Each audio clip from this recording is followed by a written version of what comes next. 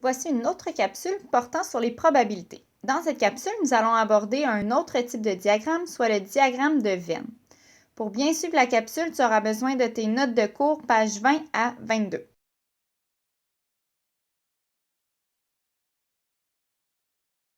Le diagramme de Venn est un autre type de diagramme utilisé dans le chapitre sur les probabilités. Il permet plus précisément de représenter les événements. Pour que tu comprennes qu'est-ce qu'un diagramme de Venn, nous allons faire un exemple. Soit l'événement A, obtenir un chiffre inférieur à 4 lors du lancer d'un dé, et l'événement B, obtenir un chiffre pair lors du lancer d'un dé. Premièrement, remarquez que le diagramme de Venn est constitué de deux ovales représentant chacun des deux événements et que chacun des ovales a été identifié par le nom de l'événement. Ensuite, nous voyons qu'il y a une intersection entre les ovales A et B, puisqu'il est possible que des résultats appartiennent aux deux événements.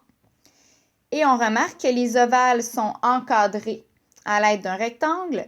Le rectangle représente l'univers des résultats possibles représentés par oméga. Maintenant que la structure du diagramme de Venn a été abordée, nous sommes prêts à placer les résultats. Maintenant que la structure du diagramme de Venn a été abordée, nous allons pouvoir aller placer les résultats. En premier lieu, il est important de s'intéresser à l'univers des possibles, c'est-à-dire l'ensemble des résultats que nous devrons placer. Dans ce cas-ci, l'ensemble des résultats possibles est 1, 2, 3, 4, 5 et 6, puisque nous nous intéressons au lancer d'un dé. Allons-y avec le chiffre 1. Le chiffre 1 est un chiffre inférieur à 4, ce qui signifie que nous pourrons le placer dans l'ovale A. Par contre, il ne s'agit pas d'un chiffre pair, donc nous allons le placer seulement dans l'ovale A. Poursuivons avec le chiffre 2. Le chiffre 2 est inférieur à 4 et également un chiffre pair, ce qui signifie qu'il est autant dans l'événement A que dans l'événement B. Nous allons donc le placer au centre. Le chiffre 3 est inférieur à 4, mais n'est pas un chiffre pair, alors il se trouve seulement dans l'ovale A. Le chiffre 4 n'est pas inférieur à 4, mais est un chiffre pair, donc nous allons le placer dans l'ovale B.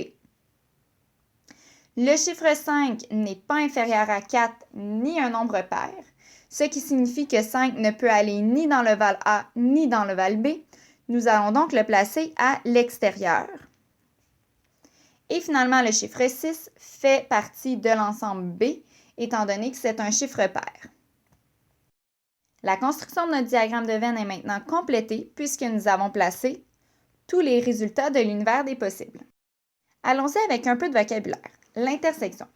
L'intersection de deux ensembles représente les éléments communs à ces deux ensembles, c'est-à-dire l'ensemble des résultats qui se trouvent autant dans A que dans B, c'est-à-dire dans l'intersection ici.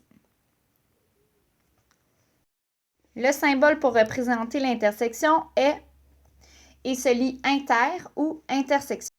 Si on lit A inter B, cela représente l'intersection des ensembles A et B.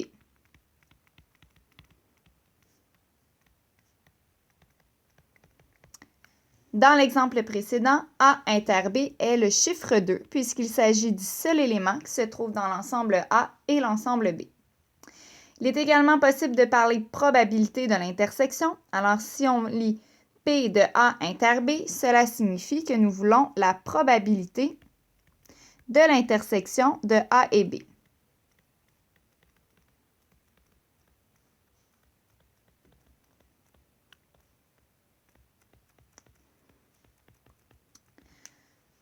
Si nous revenons à l'exemple précédent, la probabilité de l'intersection de A et B est 1/6, étant donné qu'il y a un seul chiffre dans l'intersection sur un total de 6 dans l'univers des possibles.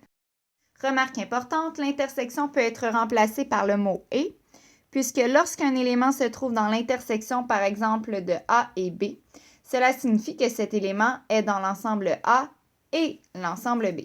Poursuivons avec un deuxième mot de vocabulaire, l'union. L'union représente la réunion des deux ensembles. La réunion des deux ensembles signifie que nous voulons réunir tout ce qui se trouve à l'intérieur des ensembles A et B. Alors, voici ce que j'illustre en bleu.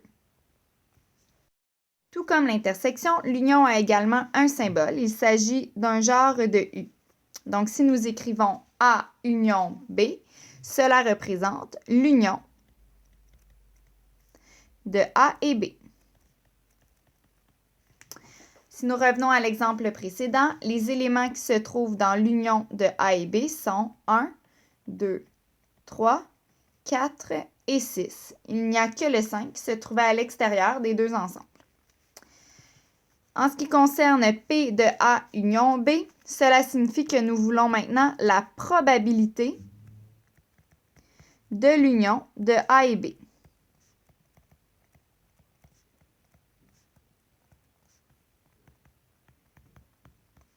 Dans l'exemple précédent, la probabilité de l'union serait 5 sixièmes, puisqu'il y avait 5 éléments dans les ensembles A et B, sur un total de 6. En ce qui concerne la formule importante concernant la probabilité de l'union de deux ensembles, nous en parlerons au prochain cours. À la prochaine!